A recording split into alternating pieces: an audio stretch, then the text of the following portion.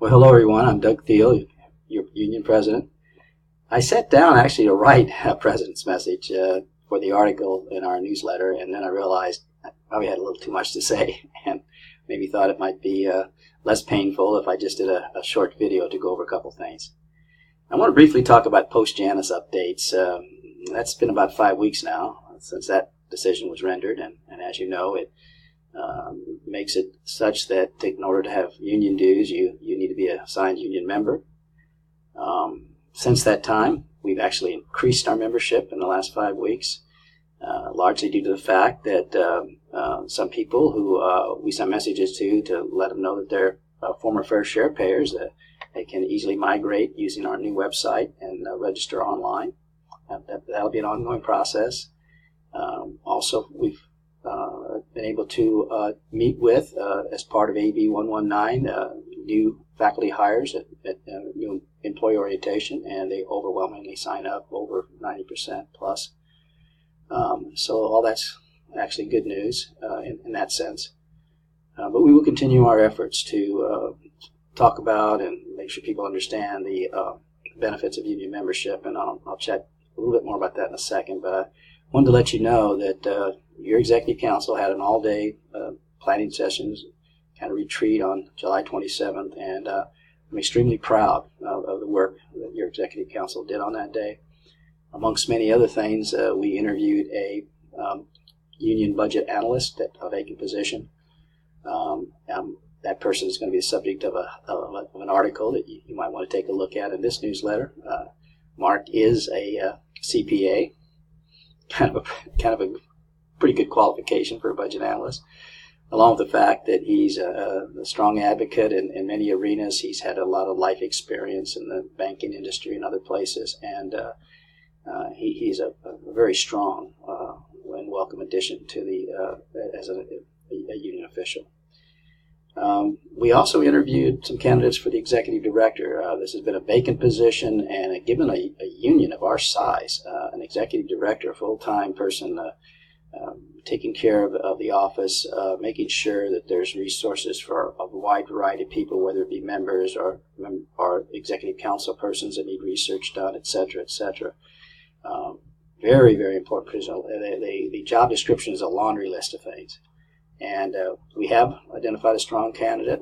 Conditional job offers on the table. When that's finalized, then I will introduce that individual to you, who I think is going to make a major contribution to helping our union become stronger.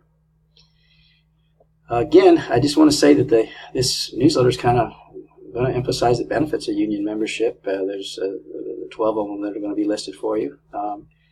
I've talked before about my concerns. I really want to be able to have the back of everyone that teaches in this college district.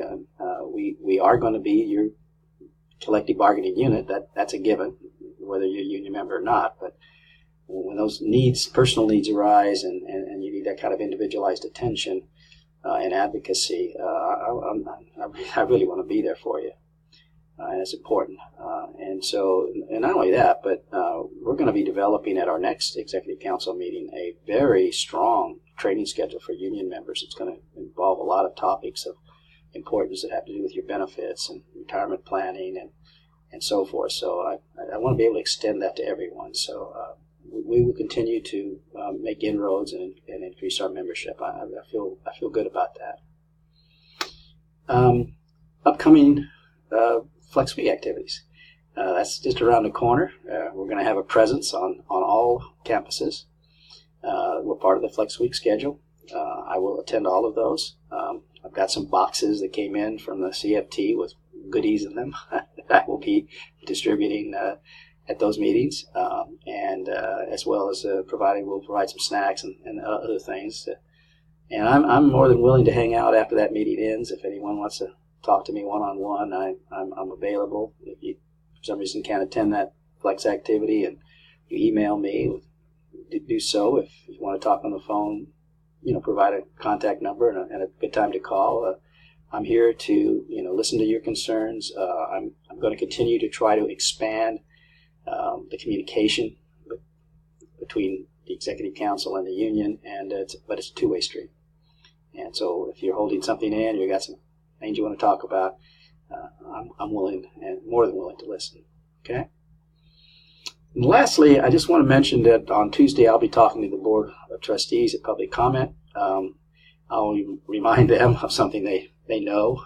There's 3 elections out of the 5 seats for the fall. Your union is going to be and is actively involved in those elections. It's very important. These are nonpartisan elections, but we are interested in endorsing and supporting candidates that will not only be effective stewards for the district and help the district as a whole, but also understand the needs of faculty. And that's particularly important because in January, we start negotiations again. And I can tell you that one of my main focus areas is to achieve a better outcome than we did last time. And so I will, as time moves forward, be updating you along those lines. I will be very transparent, and we will get input from faculty on priorities, etc., and develop a proposal probably by November, and then go into active negotiations in January. And once again, believe me, I'll be updating you with a lot of information along those lines. And lastly, I just want to say that it's summer's almost over. I know you all know that. It's been a blur for me, I can tell you. But I'm very proud to have this opportunity to work in this position and to try to work together collectively to make us stronger. So I thank you for taking a few minutes to watch this. Good luck with the fall semester.